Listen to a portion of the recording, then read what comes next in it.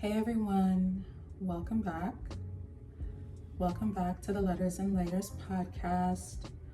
Welcome to any new listeners. Welcome and thank you for being here. This is your host Amaka, and you are listening to the Letters and Layers podcast, where we talk about all things mental health, wellness, books, life lessons, personal insights, and everything in between. It is Tuesday, September 30th. We are at the end of the month, and I feel like September really felt like it had no business overstaying its welcome. It just feels like it flew by, for me at least. And I think it's probably the fastest month to kind of come and go for me this year.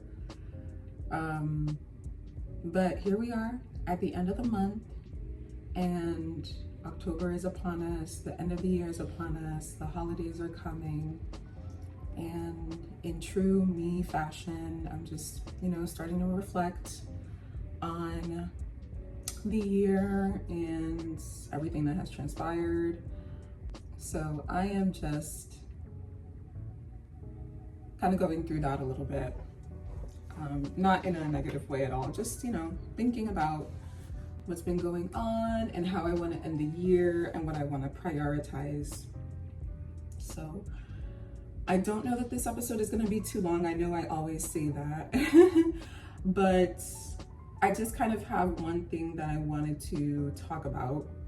Before I do though, I want to thank the Black Podcasting Awards, because I was nominated for the Best Personal Development Podcast for this year, which is super exciting.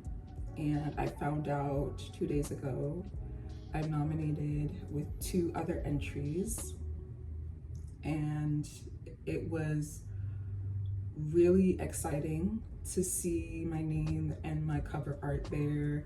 I was scrolling down, and the more I scrolled, the more I was like, oh, I guess I didn't happen this year, that's fine. And then I saw it, and I was like, oh my God. I was in bed, my husband was next to me, I didn't want to wake him up. I was like, oh my God. But I was just staring at it, and I was just super happy. So I'm super thankful for the nomination. And I'd be lying if I said I wasn't hoping to be nominated. That's really the extent to which I had a goal. Winning, honestly, is extra, because I feel like I achieved the goal that I wanted. Of course I would love to win, but I feel like I can't really envision that at this point. But if I do, I will be over the moon, obviously.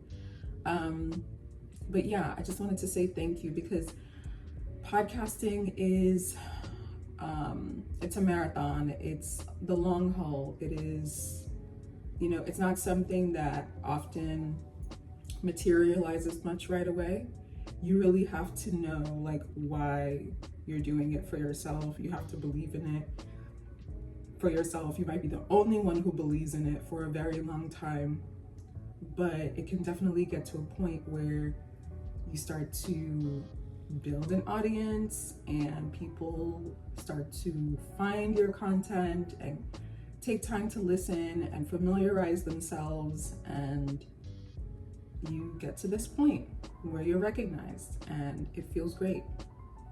It feels so great. It feels really validating. It is offering me more motivation to keep going, motivation to level up, to try and figure out how I can make the podcast better, what can I change.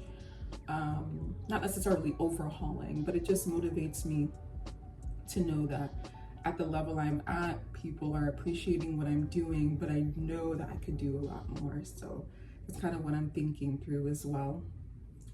So yeah, thank you to the Black Podcasting Awards for nominating the Letters and Layers podcast for the year 2025. What I wanted to talk about primarily in this episode, as you can see from the title, something that I have been trying to incorporate more into my day-to-day life is just moments of silence, because I feel like for me, my default was having some sort of sound or noise in the background, whether it was music, whether it was podcasts, whether it was an audiobook, something or another. I got to a point where I started to interrogate why that was. And I was like, am I not able to, sit for a little bit in silence? So I started to challenge myself, and I realized I had to follow through on the challenge, because the thought of doing this for me made me nervous. I was like, how am I going to occupy my mind, if I'm doing something mundane?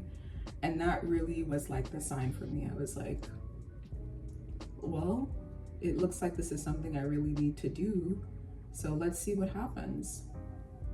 So one thing I started to do was, if I'm like going to the kitchen to wash dishes, usually I'll bring my phone, I'll put on a podcast and wash the dishes without the phone. But I started to just go and do what I need to do.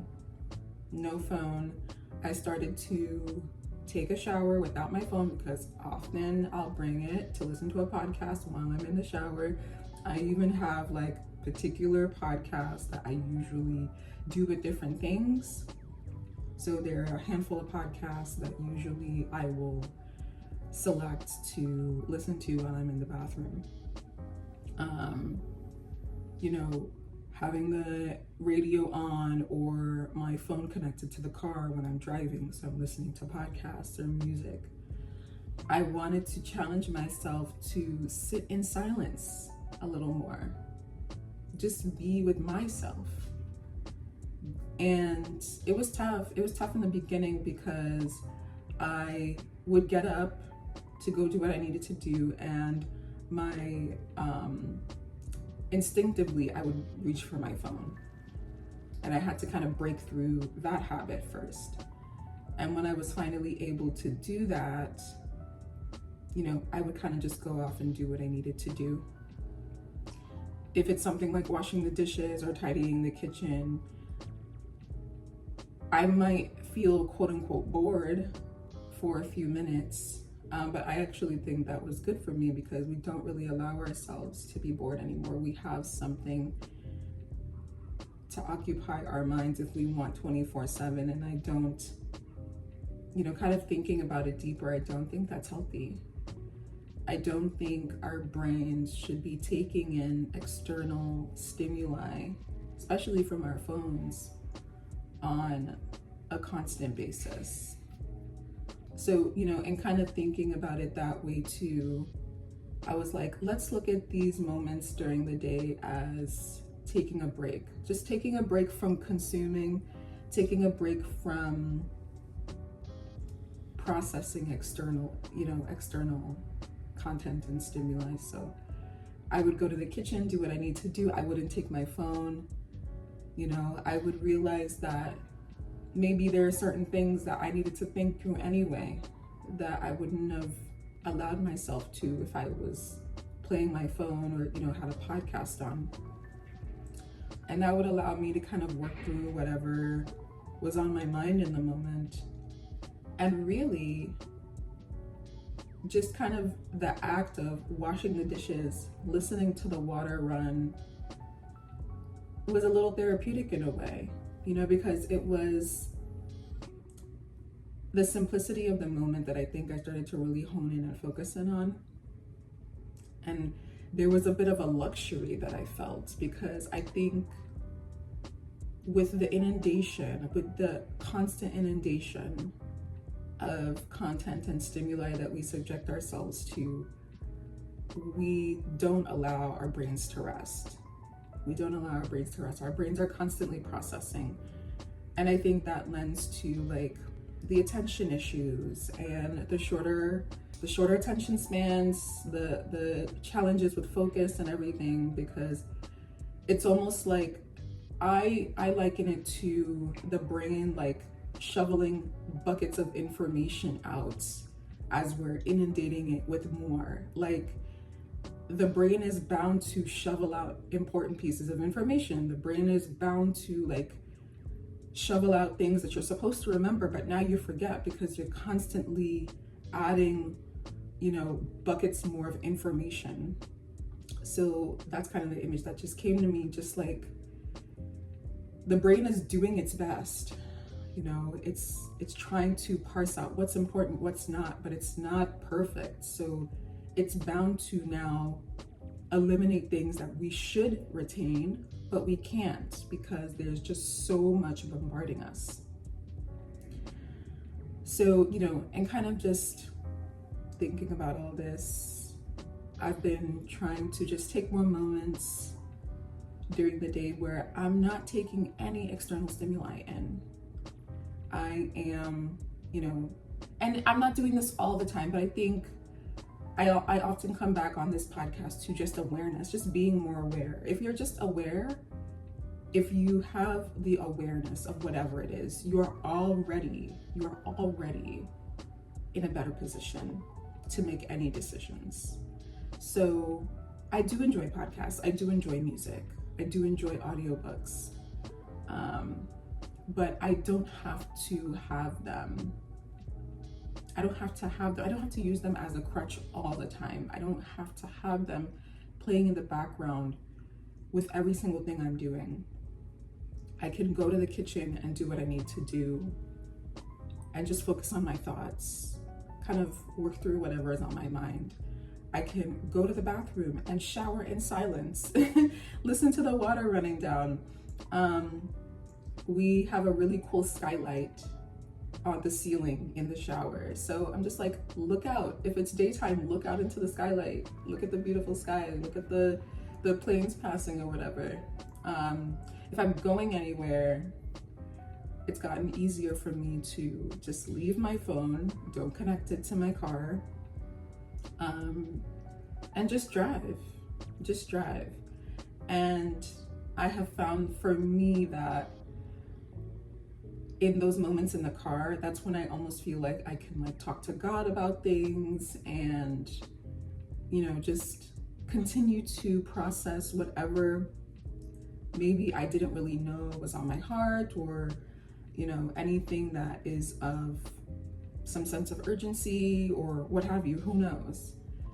But that's something I've definitely been doing more, because sometimes now it's not necessarily a habit, but with doing it more often, sometimes I even prefer the silence. Sometimes I even prefer it because, a few minutes back, I kind of described it as a luxury. I see it as a luxury to have moments where I'm not taking in information. I'm letting my brain rest. I'm letting my brain have a break. I'm letting my brain think what it wants to think or process its own thoughts versus taking in something else that someone is telling me, or listening to music, with lyrics, and because all those things have energy. I'm a big believer in energy. I'm a big believer in how that can affect you as a person. And I'm not saying external energy is bad by no means, but I think it helps to kind of better discern what is worth taking in, what is worth you allowing yourself to internalize energy-wise, based off of what you're consuming externally. And sometimes it's worth it to just take a break from everything. Just be with yourself, be with your thoughts, be with you, just be with yourself. And I think that also is tough for people because they don't want to sit with themselves. They don't want to be in silence. Some people, silence makes them weary. Silence makes them uncomfortable. Silence makes them have to turn inward, and they don't want to do that. So they use external stimuli. They use social media. They use, all of these types of content to silence those thoughts and distract themselves perpetually.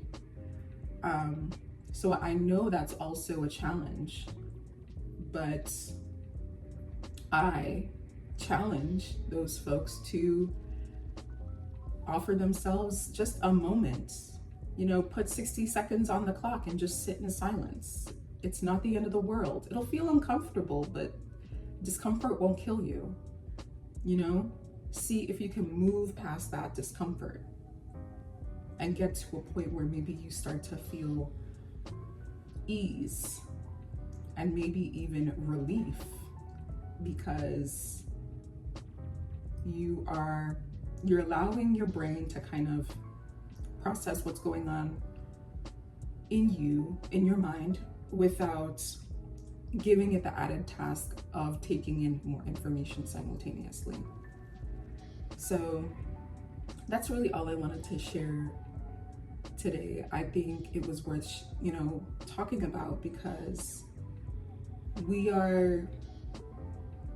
live, speaking of American society, we just allow so much of our life to be outsourced to technology, and we think that we need to constantly be in the know. We have to be well informed. We have to keep on top of the latest. But do we have to always know what's going on if it is negatively affecting us, if it's to our detriment mentally and emotionally? Would it benefit you, the listener, to take more breaks away from those external stimuli and, allow yourself to just sit in a space of silence? Some folks would call this meditation. We don't even need to go that far. We don't even need to use the meditation. We're just sitting with yourself, just starting to practice that, putting 60 seconds on the clock, even 30 seconds, just do what you feel you could do. Find your starting point and then start to build confidence and momentum from there. And you might find that you get to the point where you prefer the silence. You might find you get to the point where the content you used to take in, without even really thinking, just feels so heavy and feels like so much noise that you are looking to turn off your phone or turn off the podcast or whatever. In doing this over the last couple of months, like I said, it's not an all-day thing. I still enjoy my entertainment and the content that I consume, but I have found that over these last couple of months where I've been more aware, there are certain podcasts that I'm not really eager to turn on every week when they post a new episode.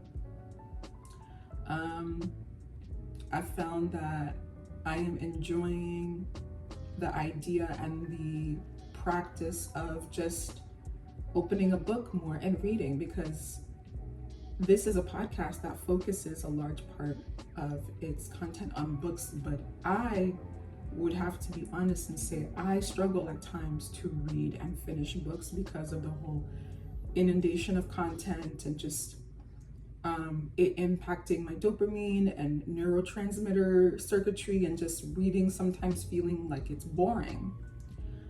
But in kind of being more aware about incorporating silence into my day-to-day, I'm finding that I'm drawn more now to books and the idea of kind of curling up and opening a book and starting a story and giving my whole attention to it amidst the silence that I'm sitting in. It feels like a privilege to be able to have that. It feels like a luxury, which is a word I keep coming back to this episode. So I can see the benefits. I don't really know that there's any drawbacks to just being a little bit more aware of having moments of silence through my day. If anything, it gives me so much more than it takes away. If it takes away anything, it's just, the content that I'm not consuming. But do I really need that content anyway? Especially with the type of stuff in the news on a perpetual basis. Like, there's nothing really, that will uplift me or make me feel good. It's really all negative stuff. And there are times in the zeitgeist where it just feels so heavy and you just don't want to be connected at all. So I have those moments. I have days where I don't go on social media at all, and then days where I'm, more connected. But if there's anything that I want to do for myself moving forward, if there's any behavior that I want to practice more consistently, it's just being in silence with myself, or doing things in silence, reading. I don't have to have music on or instrumentals on all the time. Instrumentals are great, but I don't really need to have anything on in the background while I'm reading. I don't need to have anything on in the background if I'm in the bathroom, in the shower, doing chores, what have you, driving in the car. Those can be moments that I commit to myself, prioritizing the wellness of my mind, allowing my mind to distill whatever thoughts it needs to process so that I am better for it. So yeah, I think that's all I wanted to share today.